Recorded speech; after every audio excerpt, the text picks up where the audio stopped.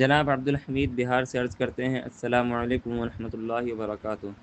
زید نابالغ لڑکی کو عربی اردو گھر جا کر پڑھاتا ہے۔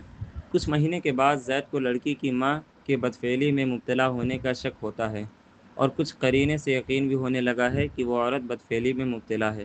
کیا اس گھر میں پڑھانا صحیح ہے؟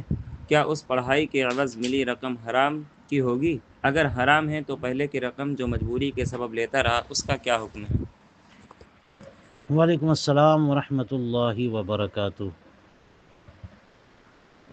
جس نابالغ بچی کو تعلیم دے رہا ہے، اس کی ماں بدفعلی میں مبتلا ہو اور اس معلم کے کردار پر اثر پڑنے کا اندیشہ نہ ہو، تو اس گھر میں پڑھانے میں، اس بچی کو پڑھانے میں کوئی حرج نہیں ہے۔ رہی بات یہ کہ جو تنخواہ یا معاوضہ تدریس کا ملتا ہے،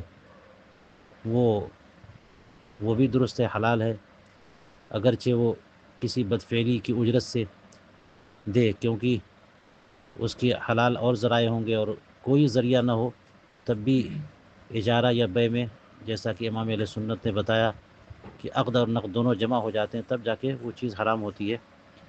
اور ظاہر یہی ہے کہ جو اجارہ ہوا، اس کا پیسہ اگر وہ دے تو اس پہ عموماً عقد اور نقد دونوں جمع نہیں ہوتے، تو پیسہ بھی حرام نہیں۔ واللہ تعالی عالم بالصواب۔